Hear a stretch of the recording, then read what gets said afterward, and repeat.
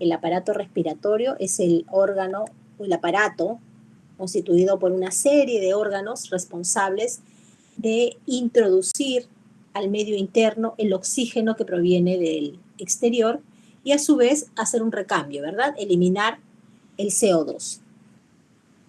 Ay, ¿quién está queriendo entrar? Bellido. Tarde. Ya, les decía que el aparato respiratorio va a ser el responsable de ese intercambio gaseoso, ingreso de oxígeno, expulsión de CO2. Y para eso los órganos los podemos aglomerar, ¿no? Hacer conjuntos de una porción que conduce el aire y una porción en donde se lleva a cabo ese intercambio gaseoso. Entonces, la porción conductora, esa porción que está constituida por órganos que van a participar llevando el aire hacia la porción respiratoria. Entonces, podemos hablar de órganos como las vías nasales, ¿no? La orofaringe, la laringe, la tráquea, ¿no? Hasta cierta porción de los bronquios y bronquiolos. Hasta ahí hablaremos de una porción conductora. Y una porción respiratoria es exactamente la porción en donde ocurre la hematosis. ¿Qué cosa es la hematosis? Ese intercambio oxígeno-CO2. Y las porciones, desde el punto de vista, miren, histológico, van a ser no solamente los alvéolos, estas porciones donde ocurre ese intercambio gaseoso. Sabemos que la porción final del árbol respiratorio, de esta división que comienza en los bronquios principales, se divide en bronquios secundarios, es una ramificación que termina en los bronquiolos, y esos bronquiolos a su vez terminan en unos pequeños sacos, unas pequeñas bolsitas que se llaman alvéolos. Los alvéolos no son los únicos que participan de esa hematosis, sino también, por ejemplo, la reunión de alvéolos, que se llaman sacos alveolares, es otra porción, es otra estructura responsable de la hematosis. También podríamos hablar de los conductos pulmonares y de los bronquiolos respiratorios. Entonces, si tuviéramos que destacar dónde ocurre ese intercambio, esa hematosis, tenemos que responder que todas estas estructuras, estas 4 estructuras son las responsables de ese intercambio oxígeno-CO2. Alvéolos, sacos alveolares, conductos pulmonares y bronquiolos respiratorios. Todo lo que viene arriba de los bronquiolos respiratorios, es decir, bronquiolos propiamente dicho, bronquiolos terminales, bronquios principales, tráquea, laringe, faringe, ¿no? La misma cavidad nasal, todos ellos son porción conductora. Y entonces también resumimos aquí que la porción conductora está alojando órganos que participan de la fonación, es decir, de la emisión de la voz y también del olfato, ¿no? Cuando hablamos de la cavidad nasal. Hay alguien que está queriendo entrar, permítanme. Ya no está, ya. Se fue. Ya, bueno. Seguimos. Vamos a revisar cada una de esos órganos, de esas estructuras que participan o que se pueden agrupar como porción conductora y luego porción respiratoria. Empecemos hablando de la cavidad nasal. Sabemos que la cavidad nasal está dividida, está separada por un tabique central, es el tabique nasal. Las paredes de nuestra cavidad nasal están formadas por un tejido óseo en la parte superior y un tejido cartilaginoso en la parte inferior y hacia afuera, directamente tapizadas por una mucosa, que prácticamente la mucosa, es decir, el epitelio y su lámina propia, están unidas directamente, ya sea al hueso, al tejido óseo, o al tejido cartilaginoso.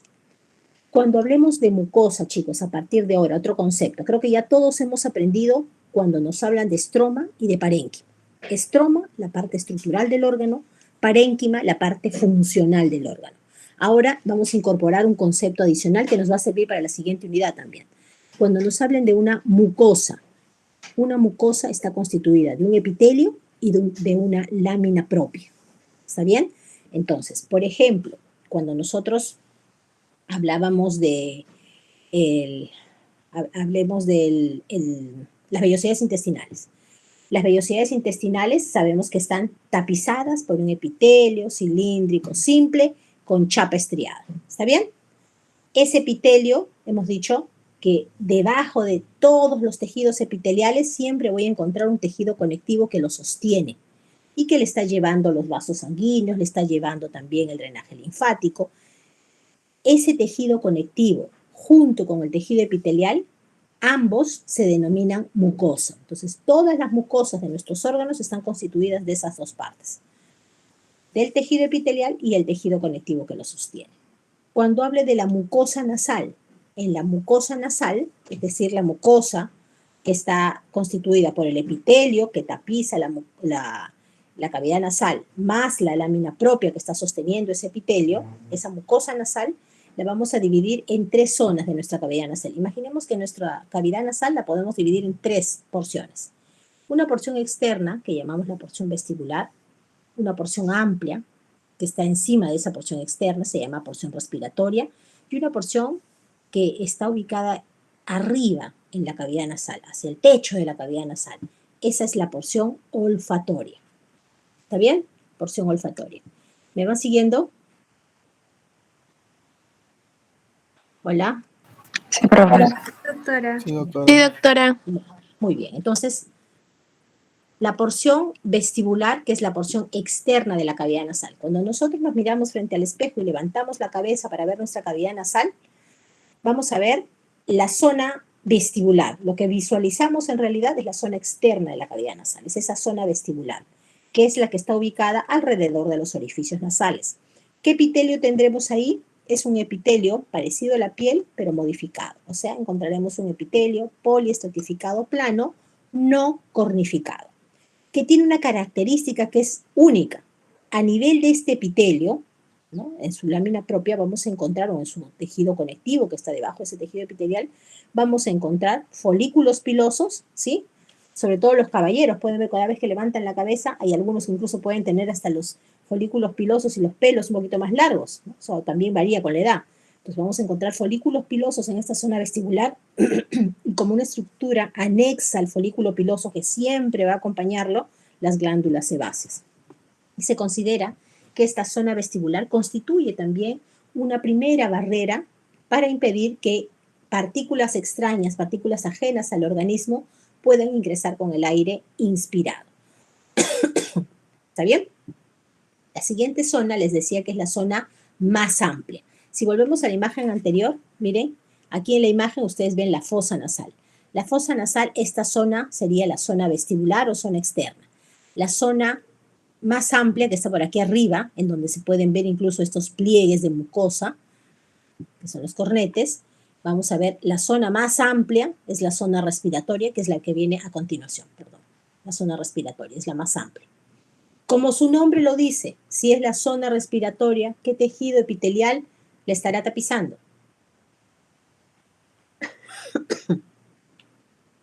Les pregunto, ¿la zona respiratoria estará tapizada por qué tejido?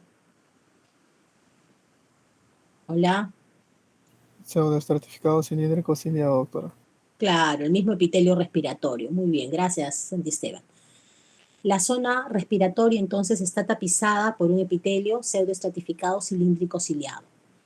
Vamos a encontrar también células mucosecretoras y también células ciliadas, ¿no? De ahí el nombre pseudoestratificado cilíndrico ciliado. Y lo que hacen, para recordar algo que ya habíamos dicho en la primera unidad, que hay un trabajo coordinado entre la secreción de esas células caliciformes mucosecretoras y esa estructura que son los cilios, ¿no? El moco va a atrapar la molécula o partícula extraña que puede ingresar en el aire inspirado y son los cilios los que van a conducirlo hacia la nasofaringe, ¿verdad? Para provocar ya sea su expulsión o su deglución y pase a la vía digestiva para que luego sea eliminada. Para ello, entonces, como constituye también una zona de barrera, un mecanismo de barrera, en su lámina propia, es decir, en ese tejido conectivo que está debajo del tejido epitelial, vamos a encontrar glándulas mixtas, vamos a encontrar linfocitos, células plasmáticas y algunos polimorfonucleares. Eso está en la lámina propia. El tejido conectivo, entonces, la mucosa está constituida de un epitelio y un tejido conectivo que lo sostiene. Ese tejido conectivo se llama lámina propia o coreo. Entonces, cuando me hablen de una mucosa de algún órgano, en la cabeza me debe venir inmediatamente que hay un epitelio y hay un tejido conectivo que lo está sosteniendo. Y ese tejido conectivo lo vamos a llamar lámina propia.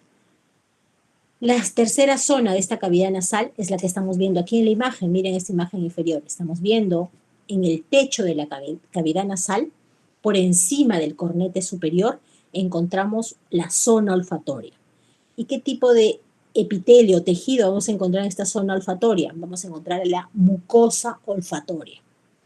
Esta mucosa olfatoria va a estar constituida de células que son neuronas Doctora, disculpe que bipolares. interrumpa, creo que no se pasó de diapo. Ay, a ver. Se quedó en respiratorio nada más. Ok. A ver ahí. Ahora sí se ve. ¿Se ve? Sí. ¿Ahí? ¿Estamos bien? Ujú. Sí. Gracias, hijo. Gracias por avisar. Les decía entonces que, como ven en la imagen, quiero que miren esta zona, es la zona de la mucosa olfatoria. Aquí se caracteriza porque encontramos a la mucosa olfatoria ubicada en esta zona que está en el techo de la cavidad nasal, y aquí vamos a encontrar unas neuronas bipolares que son las células olfatorias. Estas células olfatorias se están acompañando de células de sostén. Aquí las células olfatorias como neuronas bipolares, pueden ver de color amarillo, son estas células que tienen dos prolongaciones. Una es el axón y otra es la dendrita. Y que van a hacer una unión, una sinapsis con segundas neuronas ubicadas en el bulbo olfatorio.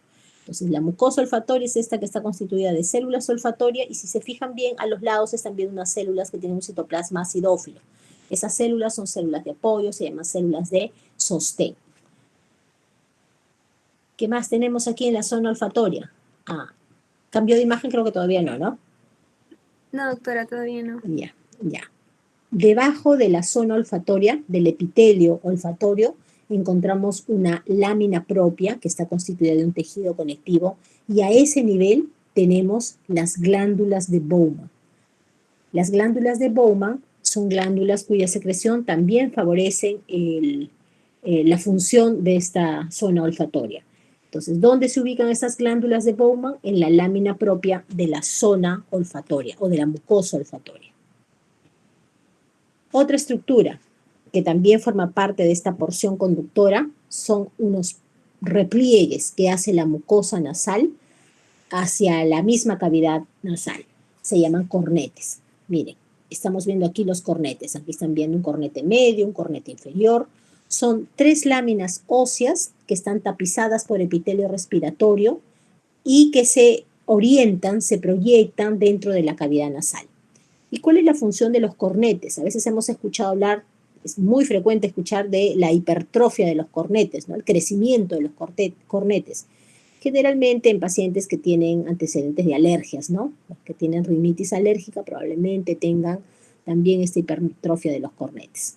La función de los cornetes es aumentar la superficie de contacto con el aire inspirado, porque el aire cada vez que ingresa, el aire no solamente va a ser filtrado de cualquier partícula extraña, como hemos visto a partir de la zona vestibular de la cavidad nasal, sino también dentro el aire tiene que ser humedecido y calentado. ¿Quiénes cumplen esa función de humedecer y calentar el aire inspirado? Los cornetes nasales. Para ello, en la lámina propia, es decir, debajo de ese tejido epitelial respiratorio, encontramos un tejido conectivo, formado por un tejido conectivo laxo, en donde además encontraremos abundantes vasos venosos, un plexo venoso importante, que van a modificar el calibre de su luz, ¿no? Dependiendo del volumen de sangre que por ello circula, y por eso que en algunas condiciones, ¿no? Estamos mencionando aquí que el crecimiento de estos cornetes pueden llegar incluso a obstruir el pasaje del aire. Aquí en la imagen estamos viendo los cornetes, igual que aquí, ¿no? Un corte sagital, están viendo el cornete medio, el cornete inferior, y en medio, el número 3 sería el mismo tabique nasal, ¿no? Vemos el tabique nasal y en este corte sagital el cornete medio y el cornete inferior. Igual que aquí, en el corte lateral estamos viendo cornete medio y el cornete inferior. Vamos a ver si hay alguien más. María Fe, Vega. Vega, Bellido y Vega están tarde, ¿no? Seguimos. Los senos paranasales. ¿Qué son los senos paranasales? Son cavidades.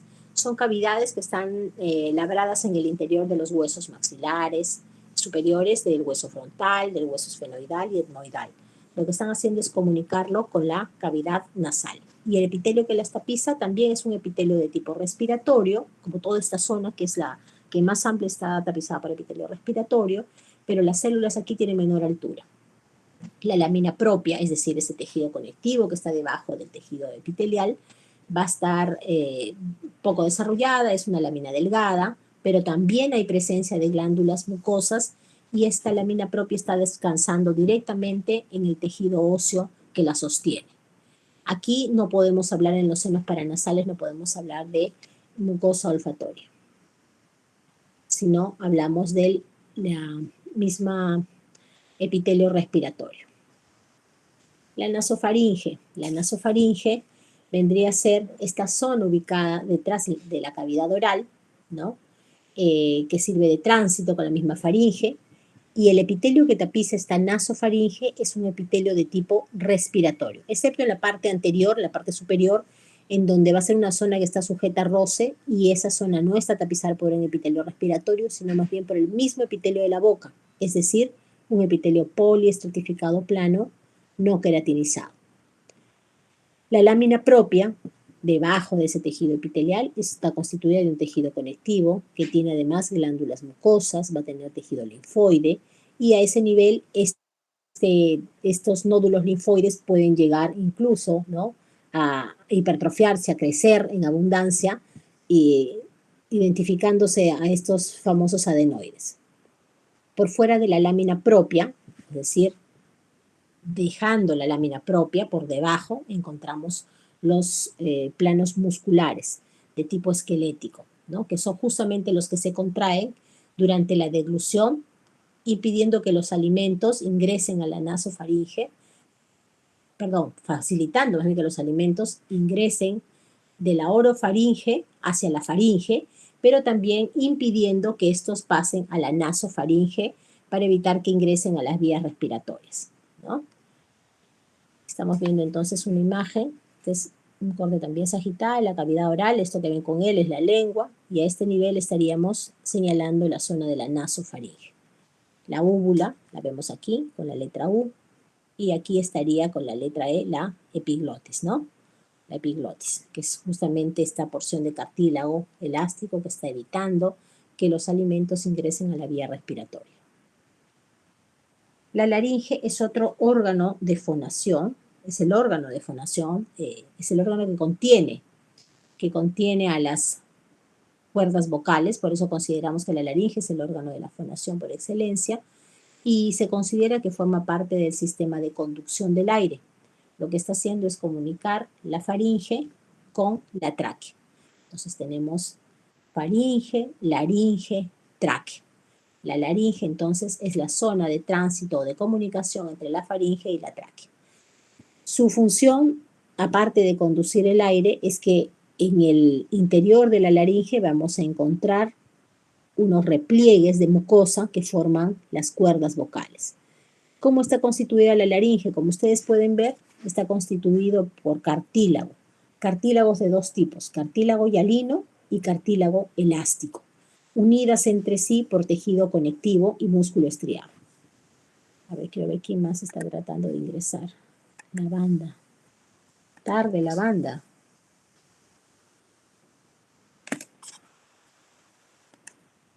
Decíamos entonces que tenemos dos tipos de cartílago formando la laringe.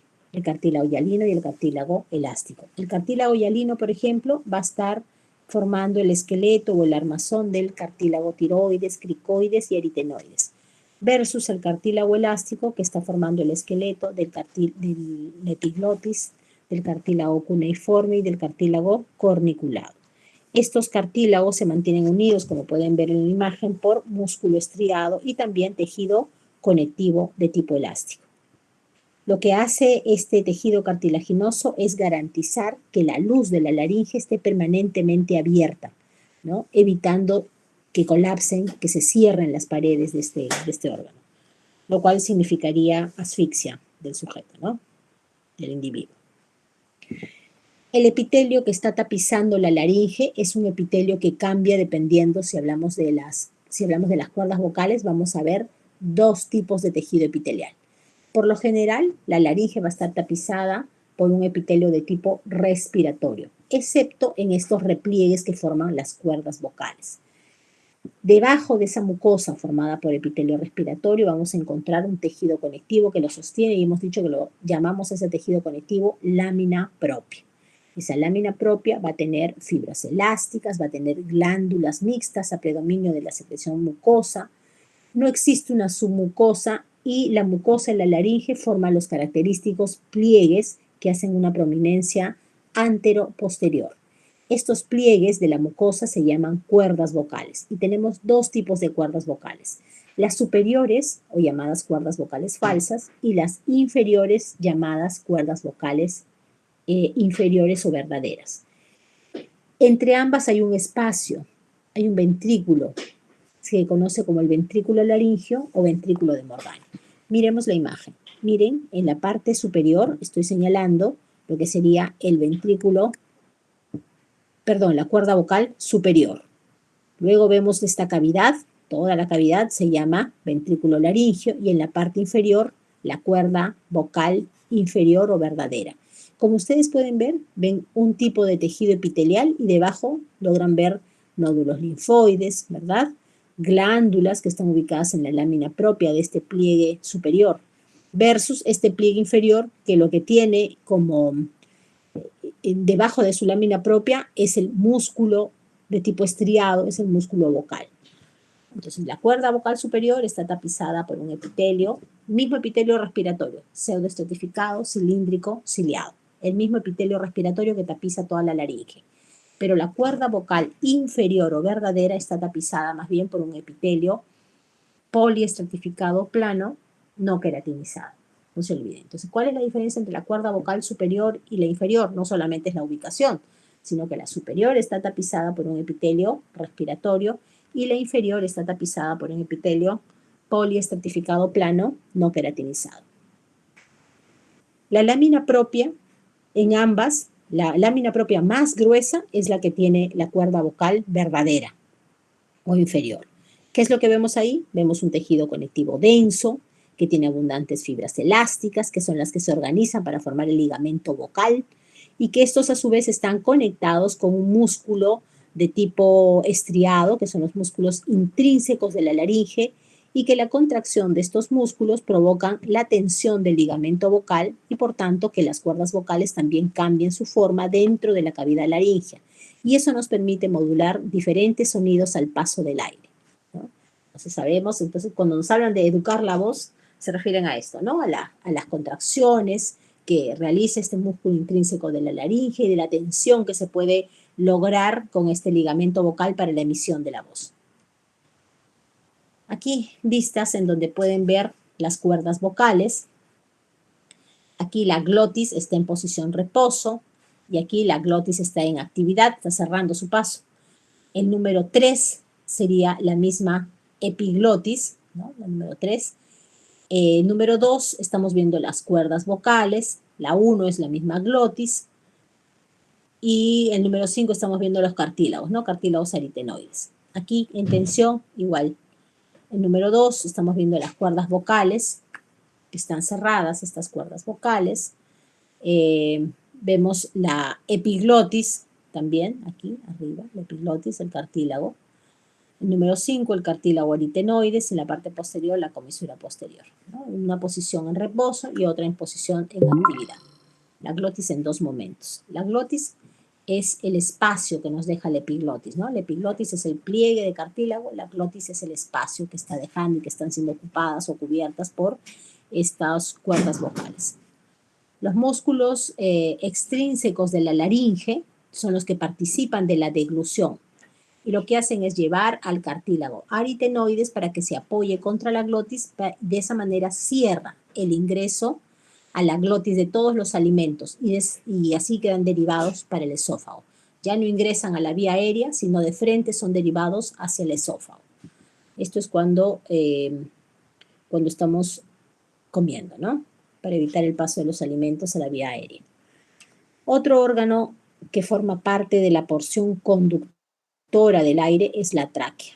La tráquea es esta estructura como un tubo formada por la sucesión de 9 a 10 anillos, ¿no? De 10 a 20, perdón, piezas anulares, ¿no? Piezas en forma de anillos formadas por un esqueleto constituido de cartílago hialino. Lo que hace la tráquea es llevar el aire desde la laringe hacia los bronquios, ¿no? Es una estructura intermedia entre laringe y bronquios. La luz de la tráquea está permanentemente abierta gracias a que en sus paredes encontramos cartílago hialino, que tienen forma no completamente de un anillo, sino más bien en forma de herradura o en forma de letra C, si lo recuerdan. Y en la parte posterior vamos a ver que encontramos músculo liso que se orienta de forma transversal. Y cuando este músculo liso, que aquí lo están viendo en la imagen superior, miren, el músculo liso, cuando se contrae, va a reducir la luz de la tráquea. ¿Cómo se mantienen unidos esa sucesión de anillos traqueales? Se mantienen unidos entre sí por un tejido conectivo fibroso que tiene fibras elásticas y que también se mantienen adheridos al mismo pericondrio.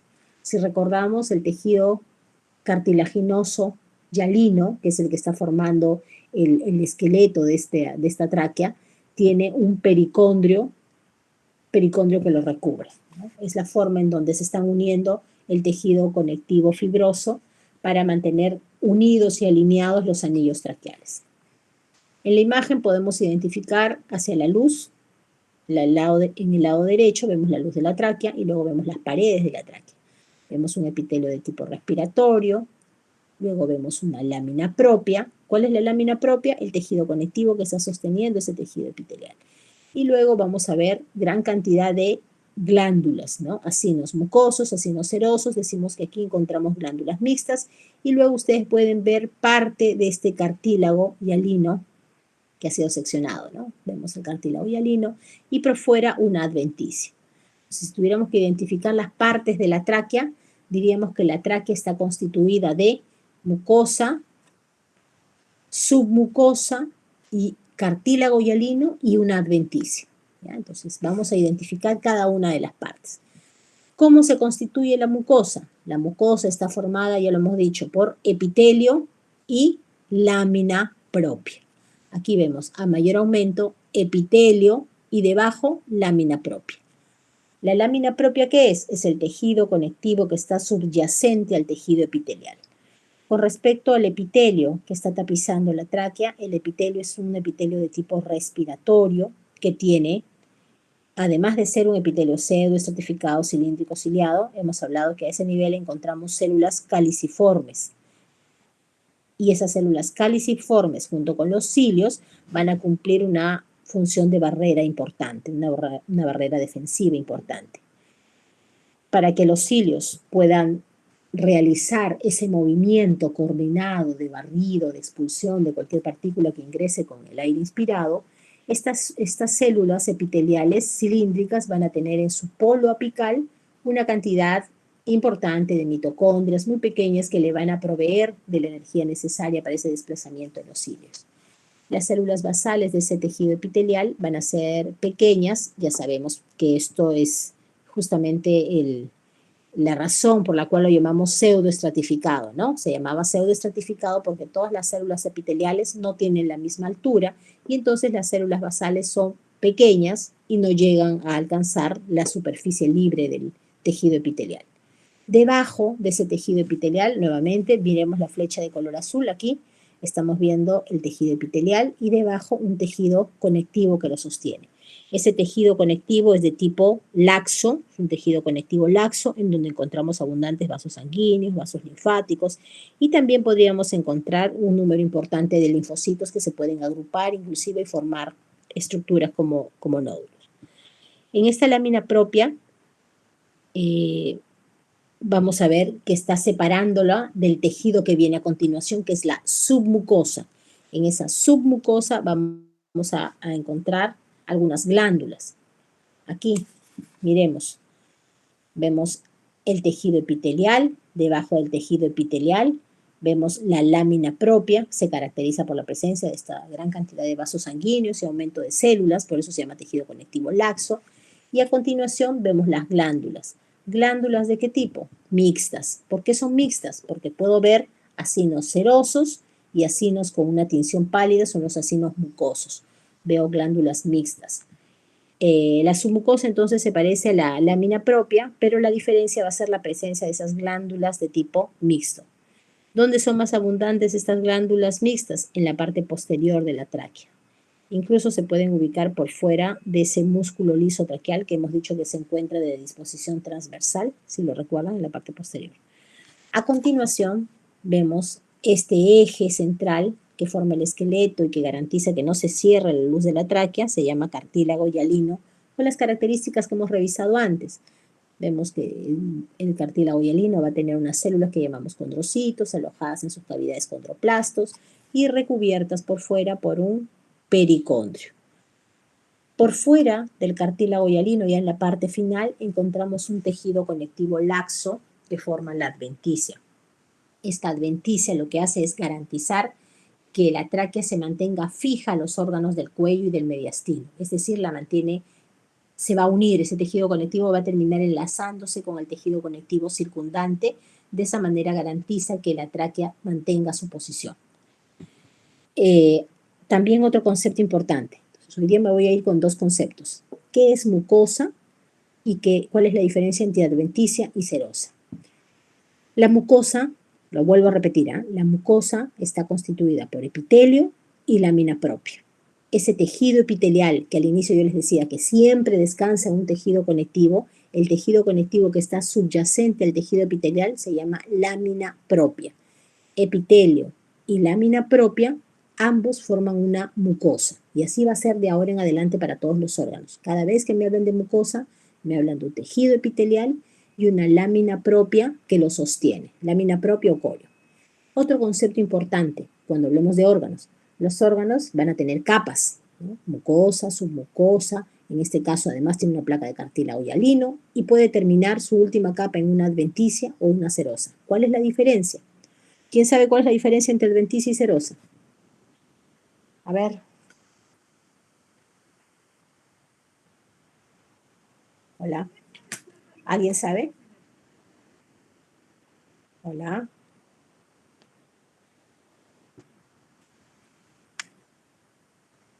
¿Me están escuchando? Castillo, o mostacero, ¿cuál es la diferencia entre adventicia y serosa?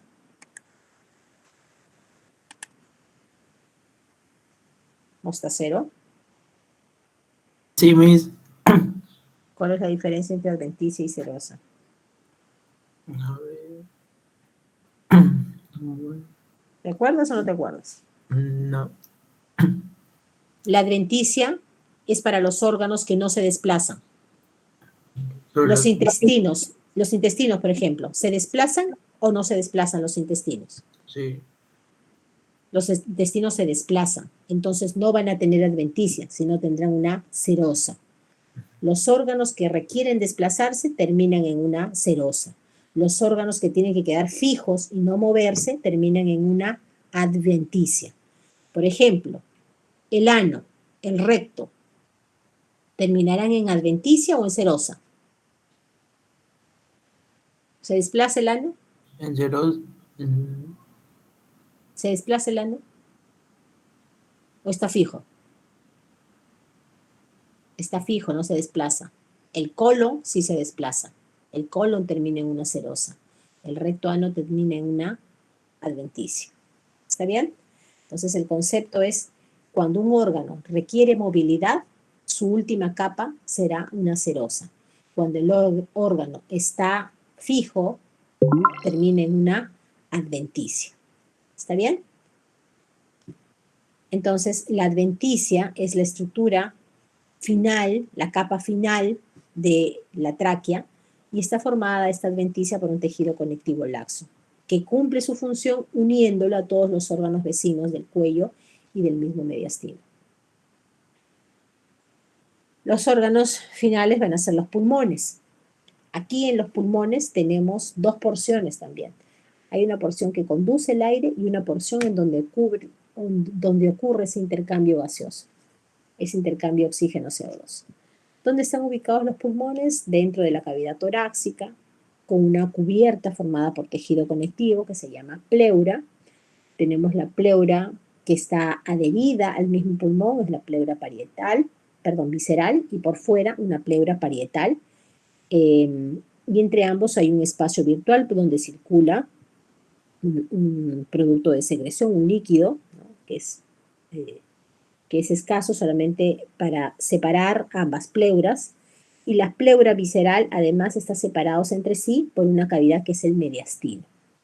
Dentro de los pulmones vamos a encontrar la división de las estructuras que proceden de la tráquea. La tráquea, recuerden, se divide en los bronquios principales, que son dos, para el pulmón derecho y para el pulmón izquierdo. Dentro de cada pulmón, a su vez, esos bronquios principales siguen dividiéndose en bronquios secundarios, terciarios, bronquiolos, y una serie de ramificaciones que terminan hasta el alveolo pulmonar. Entonces, vemos aquí el árbol bronquial. Efectivamente, como su nombre lo dice, parece un árbol, ¿no? Esta sería la tráquea. Miren la forma que adopta este cartílago en forma de silla de montar. Se divide en dos. Son los bronquios principales y estos a su vez se dividen en bronquios secundarios y bronquios terciarios. Los bronquios, cuando llega la tráquea a la altura más o menos de la quinta vértebra dorsal en el adulto y la tercera en el recién nacido, se van a dividir en dos, formando los bronquios principales. Estos van a ingresar, después de hacer un breve recorrido fuera del pulmón, rápidamente ingresan al pulmón y comienzan a hacer una serie de divisiones que llamamos divisiones por dicotomía, es decir, de uno se van dividiendo en dos, en esta siguiente rama se sigue dividiendo a su vez en otras dos más. Entonces, esta división de ramificaciones es la división por dicotomía. Y la histología de un bronquio principal en el sector que está fuera del pulmón, es decir, en la porción extrapulmonar, no es muy diferente a lo que veíamos en la tráquea. Pero una vez que ya ingresa dentro del pulmón, ya la tráquea, si ustedes recuerdan, la tráquea tiene un cartílago en forma de anillo o letra C o en forma de herradura. Pero cuando el bronquio ingresa dentro del pulmón, ya las placas de cartílago hialino no son continuas, sino más bien están segmentadas en placas o segmentos. Y aquí lo vemos. Vemos la luz del bronquio y todo esto que ustedes ven como unos pequeños fragmentos de color morado vendrían a ser el cartílago hialino. Entonces el cartílago hialino adopta formas de placas cóncavas que están circundando o rodeando la luz del bronquio. Una imagen del parénquima pulmonar estamos viendo aquí. Bueno, esta es una vena, no vamos a confundirla con un bronquio. Aquí sí podemos ver el bronquio intrapulmonar, que va a tener un epitelio respiratorio que lo tapiza, luego tendrá una lámina propia, y va a aparecer el músculo liso que está rodeando a este bronquio. El músculo liso, músculo que tiene nombre propio, es el músculo de Reisensen, y ese músculo cumple la función de que al momento de que se contrae, cierra la luz bronquial, ¿no? Cierra la luz del bronquio, del bronquiolo. Y al cerrarlo ocurre lo que denominamos broncoconstricción. Y cuando se relaja ese músculo, provoca el efecto contrario, que es la broncodilatación. ¿Cómo podemos dividir los bronquios? Comenzamos. Tengo un bronquio dentro de un lobulillo pulmonar, se llama el bronquio interlobulillar. Este bronquio interlobulillar, como ustedes pueden ver, tiene una luz continua. Vemos la luz que parece un círculo, una luz continua, regular, tapizada por un epitelio respiratorio. Debajo de ese epitelio vemos una lámina propia y a continuación aparecen estas fibras musculares lisas de disposición concéntrica, ¿no? Alrededor de la luz de este bronquio. Ese músculo liso tiene el nombre del músculo de Reisensen. Ese músculo se contrae y cierra la luz del bronquio, produce entonces broncoconstricción. Se relaja y aumenta la luz del bronquio, broncodilatación. Por fuera del músculo veo las placas de cartílago hialino, no están en forma de letra C, sino en pequeños segmentos, ¿no? Placas cóncavas, se llaman el cartílago hialino que se ha segmentado en placas. Es la última capa. Por fuera de ella estaría la adventicia que está uniendo este bronquio al resto del tejido pulmonar. Cuando una rama bronquial se desprende del bronquio que le da origen, el cartílago siempre va a adoptar esa forma. Miren, por ejemplo, les decía que esta estructura que vemos aquí, que parece una letra B, ¿no?, adopta una forma de silla de montar para formar la carina, que va a mantener abiertas las nuevas generaciones de bronquios o bronquiolos. Nuevamente, cada vez que se divide en dos, adopta esa forma el cartílago, en forma de silla de montar, para garantizar de esa manera que la luz de los bronquios de las generaciones sucesivas se mantengan abiertos. Y conforme se van dividiendo los bronquiolos, los bronquios, y luego los bronquios dan origen a los bronquiolos, conforme se dividen, los bronquios tienen en sus paredes cartílago hialino. Los bronquiolos ya no tienen cartílago hialino. Esa es una diferencia histológica. Histológicamente, ¿cómo dividimos un bronquio de un bronquiolo? El bronquio tiene en sus paredes cartílago hialino y el bronquiolo carece de cartílagos hialinos. ¿Y esto por qué? Porque el cartílago hialino, conforme va reduciéndose, se van dividiendo los bronquios, va reduciendo su tamaño de tal manera que los bronquiolos prácticamente termina por desaparecer. ¿Cuántos tipos de bronquios tenemos? Tenemos los bronquios principales, los interpulmonares y los bronquios lobares y segmentarios. Los lobares son aquellos que están ventilando o abasteciendo lóbulos pulmonares. Para el lado derecho tenemos 3 lóbulos pulmonares, para el lado izquierdo tenemos 2 lóbulos pulmonares. Eso quiere decir que estos bronquios lobares están ventilando, están abasteciendo, están llevando aire a un lóbulo pulmonar. Dentro de ese lóbulo pulmonar también se siguen dividiendo porque el pulmón tiene segmentos. Entonces, los bronquios de tercera generación vendrían a ser los bronquios segmentarios, que son en número de 10 para el pulmón derecho y en número de 8 para el pulmón izquierdo. ¿Y qué es lo que hace cada bronquio segmentario? Está ventilando o llevando el aire a un segmento pulmonar. Esto también lo van a revisar seguramente en anatomía cuando revisen tórax. ¿Cómo son las paredes desde el punto de vista histológico de un bronquio?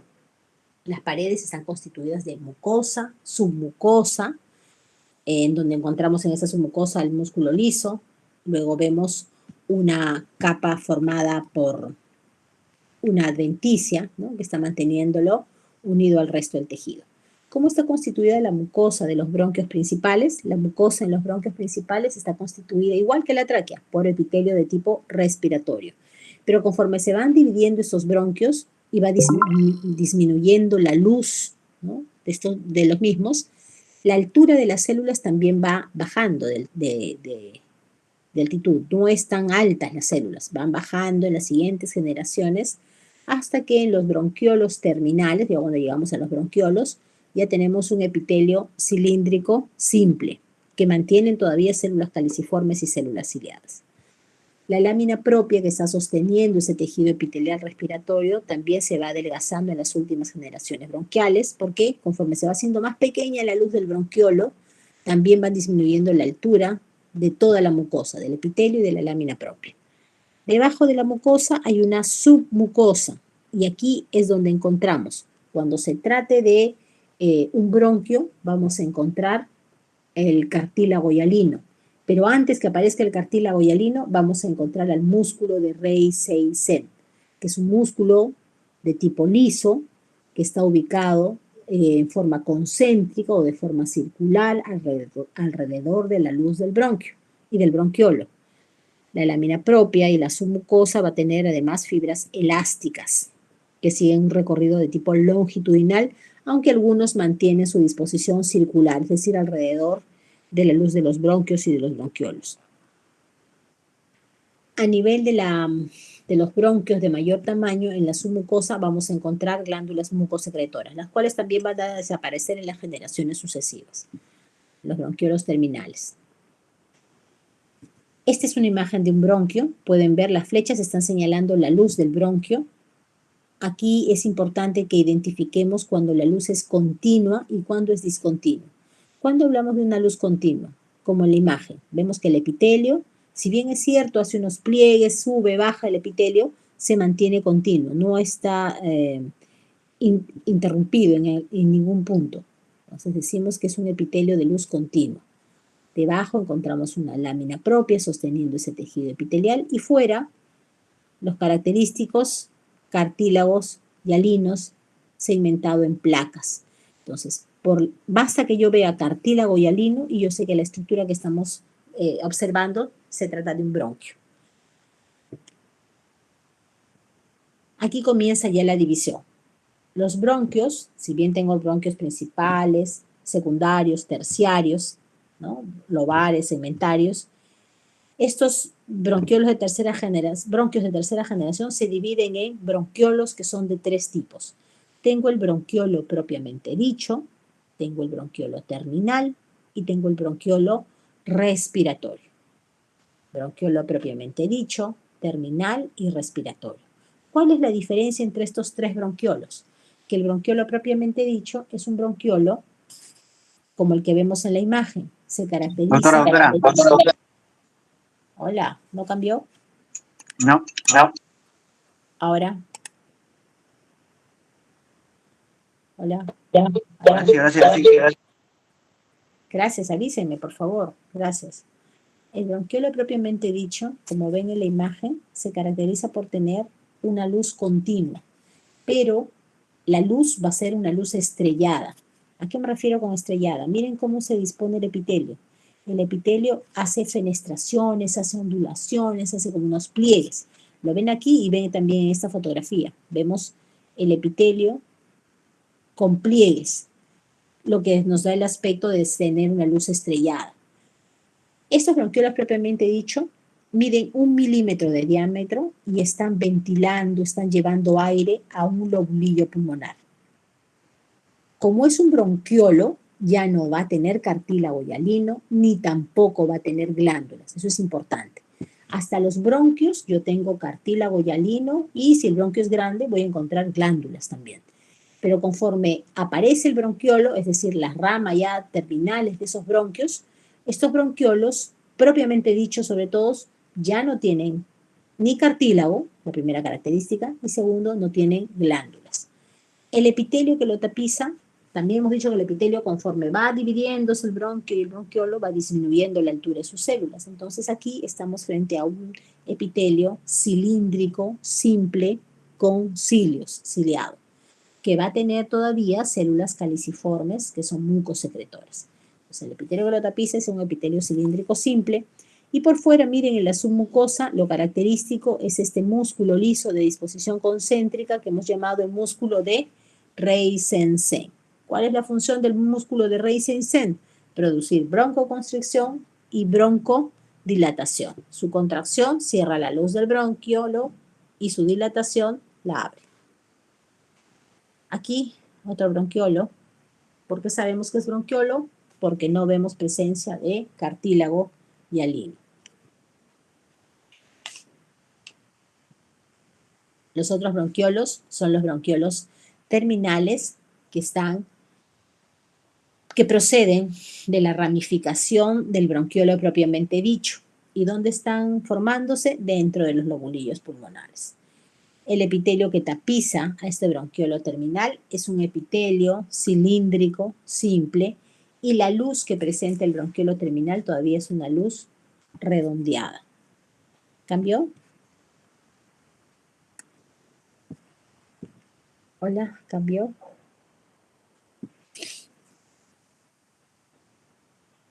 Sí cambió la imagen, ¿verdad? Sí, estamos en bronquiolos terminales. Gracias, gracias. Estos bronquiolos terminales, entonces, ¿qué es un lobulillo pulmonar? Aquí les presentamos qué es el lobulillo. La forma del lobulillo es forma piramidal, con un vértice dirigido hacia el centro del pulmón, es decir, hacia el ilio, y la base apoyada en la zona externa, hacia la pleura visceral, rodeados por un tabique de tejido conectivo que no son visibles en condiciones normales, a menos que exista depósitos de partículas como el carbón que permitan dibujarse en la pleura. Aquí vemos una imagen donde podemos comparar el bronquiolo terminal, que es este que señalo aquí arriba, versus el bronquiolo que vemos acá abajo, que es el propiamente dicho. ¿Cuál es la diferencia entre ambos bronquiolos?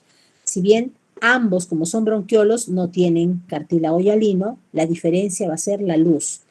El bronquiolo propiamente dicho tiene una luz estrellada, mientras que el bronquiolo terminal es una luz más regular, ¿no? Sin tener tantas ondulaciones, y todavía se mantiene el epitelio continuo.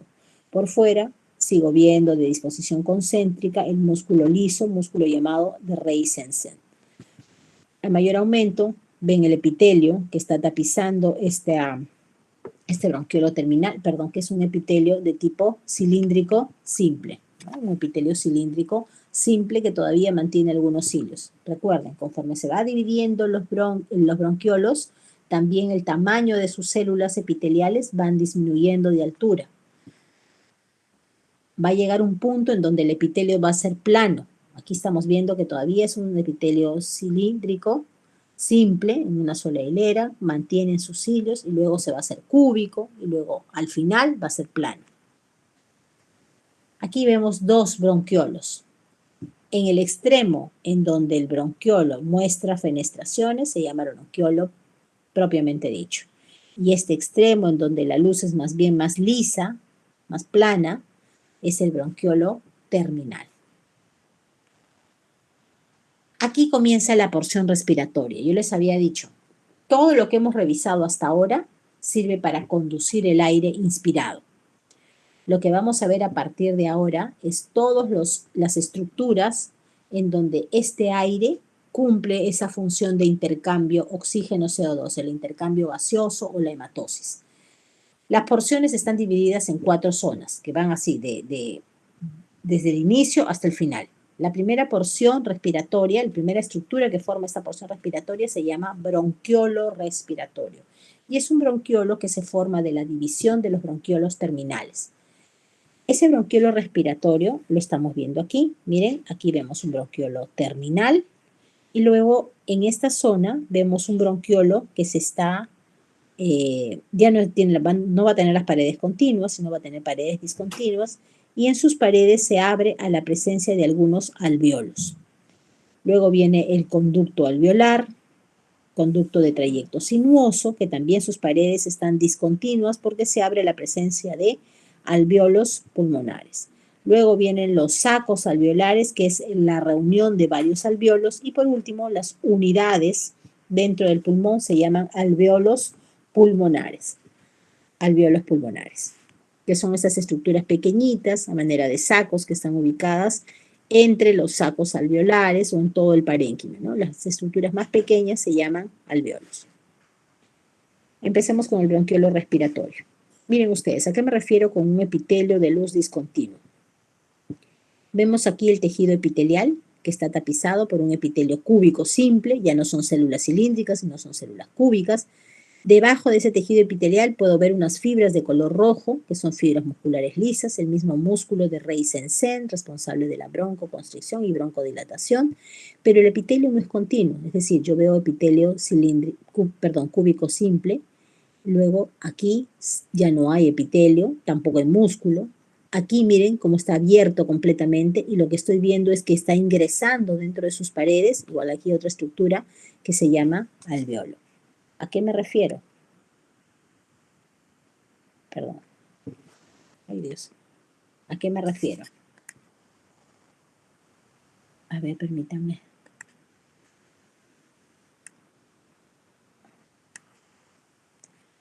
¿A qué me refiero? No, no puedo hacerlo aquí. Tengo que hacerlo acá. Ya.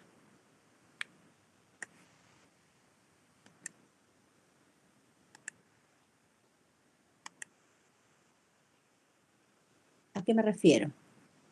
Esta estructura que dibujo aquí es un alvéolo.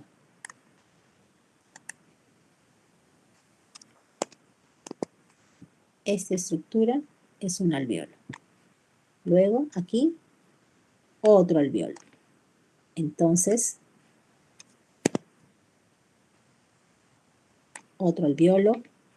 Por aquí también otro alvéolo. Igual aquí, miren, otro alvéolo. ¿Está bien? Entonces, por esta por esta disposición del epitelio, que no está completamente continuo, sino está discontinuo y permite el ingreso de alvéolos en sus paredes, hablamos de que es aquí donde comienza la porción respiratoria, porque es justamente en las paredes del alvéolo, es decir, aquí, entre las paredes de un alvéolo y otro, ahí, igual, en las paredes de los alvéolos con los capilares que se encuentran a ese nivel, vamos a encontrar ese intercambio oxígeno-CO2. Y como los alvéolos están formando parte del bronquiolo respiratorio, decimos de que a partir de este bronquiolo ocurre esa hematosis o ese intercambio gaseoso. El músculo de Reisensen sería la estructura que señalamos aquí. Este es el músculo de Reisensen. Ahí está, el músculo de Reisensen. Está presente en todas las paredes, ¿no? En la zona debajo del tejido epitelial, puedo ver el músculo de Reisensen, debajo de ese músculo de tejido epitelial cúbico simple. Siguiente. Miren esto. Aquí estamos viendo alvéolos. La reunión de los alvéolos se llaman sacos alveolares. El conjunto de alvéolos son sacos alveolares.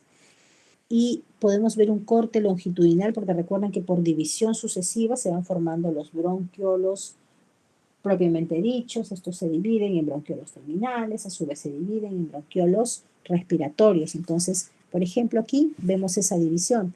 En este extremo veo un bronquiolo terminal, es decir, aquí es la luz del bronquiolo terminal, y si continúo, esta sería la luz del bronquiolo respiratorio. Y si seguimos más abajo, vemos el conducto alveolar. Un conducto que también permite, es de paredes discontinuas y que permite el ingreso de los alvéolos a sus paredes. ¿Qué son los conductos alveolares? Son conductos que tienen un trayecto irregular, sinuoso, las paredes son discontinuas. ¿Por qué? Porque entre sus paredes vamos a ver la presencia, como lo ven aquí, de alvéolos pulmonares, ¿no? Alvéolos y sacos alveolares. En este caso estamos viendo alvéolos. El epitelio que está tapizando el conducto alveolar ya no es cúbico como el bronquiolo respiratorio, sino más bien es un epitelio simple plano. Y debajo de ese tejido epitelial observo todavía la presencia de pequeños haces de fibras musculares lisas y de fibras elásticas que se disponen debajo del tejido epitelial como si fueran cojines, ¿no? Como sosteniendo ese tejido epitelial. Entonces, la estructura que señalamos aquí serían conductos alveolares, conductos que proceden de este bronquiolo que llamamos bronquiolo respiratorio. Este es el bronquiolo respiratorio y la continuación es el conducto alveolar. Igual aquí el conducto alveolar.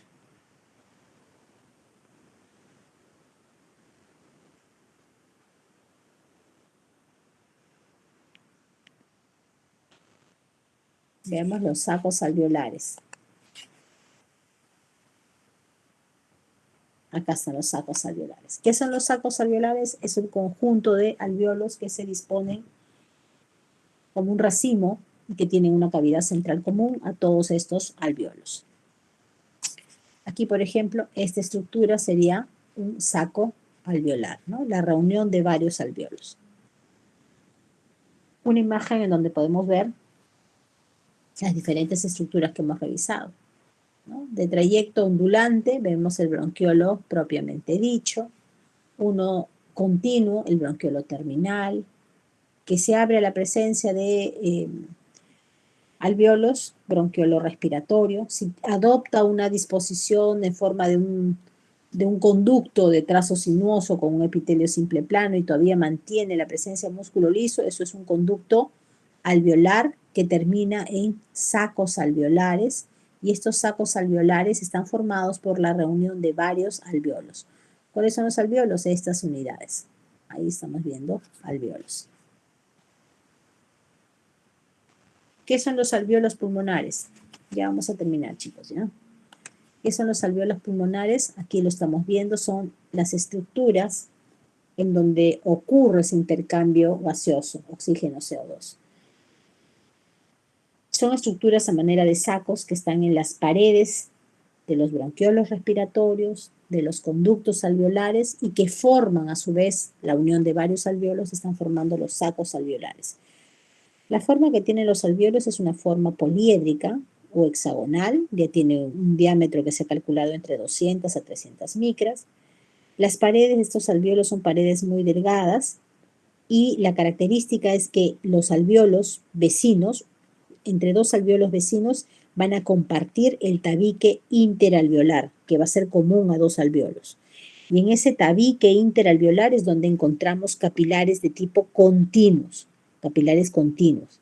Esos capilares continuos, decíamos también en una práctica, que una de las funciones de los capilares continuos es participar en cambios, ¿no? En este caso el intercambio oxígeno-CO2, pero también lo vamos a encontrar cuando hablamos de la barrera hematoencefálica, cuando hablamos de la barrera placentaria, vamos a hablar de capilares de tipo continuos. Aquí también en el tabique interalveolar encontramos capilares continuos. ¿Y cómo están tapizados estos alveolos? Los alveolos están tapizados, ya no son células cúbicas, no son células cilíndricas, sino más bien son células planas, igual que el conducto alveolar, células epiteliales planas. Y estas células epiteliales planas, aquí, las que están tapizando y están revistiendo el alveolo, se llaman los neumocitos tipo 1. Entonces, cuando me pregunten qué forma tiene el neumocito tipo 1, diremos que es una célula epitelial plana. Aquí miren, estamos viendo la luz de un alveolo, aquí también la luz de otro alveolo. ¿Y cuál es el tabique interalveolar? Esta pared entre los alveolos. Cada alveolo está compartiendo su pared con otro alveolo, por eso lo llamamos tabique interalveolar. ¿Y qué es lo que vemos en el tabique interalveolar? Vamos a ver capilares de tipo continuos. Y los capilares van a estar sobre todo adosados a una de las caras del tabique y quedando alejadas del alveolo del lado opuesto.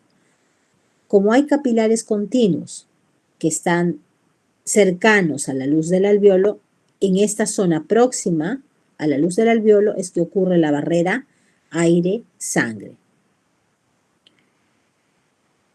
Aquí, por ejemplo, vemos este capilar continuo, igual que aquí, capilar continuo, y esta es la luz del alveolo. Por aquí está ingresando el oxígeno y este oxígeno va a difundir fácilmente hacia la luz del capilar continuo, para que luego, uniéndose al glóbulo rojo, viaje, ¿no? A la hemoglobina, unido a la hemoglobina formando la oxihemoglobina. Una imagen en donde podemos ver los diferentes tipos de bronquiolos. Vemos el bronquiolo terminal, por aquí será el bronquiolo respiratorio, se continúa con el conducto alveolar, y cada una de estas unidades se llaman alveolos pulmonares, alveolos pulmonares.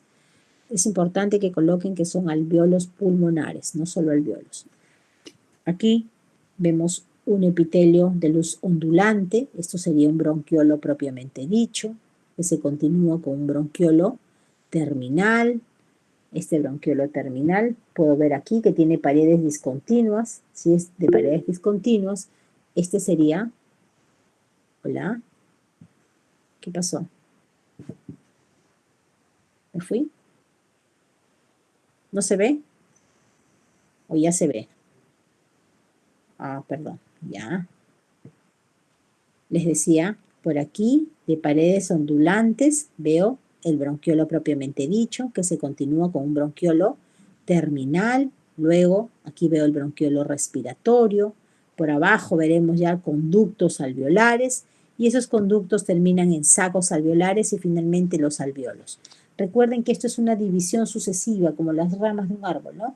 Uno da origen al otro. Entonces, es posible que en un corte longitudinal veamos lo que estoy presentando en la pantalla, ¿no? La sucesión de diferentes bronquiolos hasta ver conductos alveolares.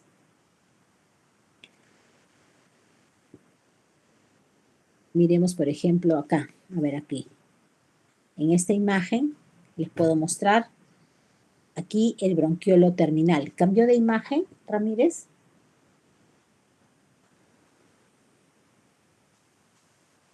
Estoy mostrando una del parénquima pulmonar.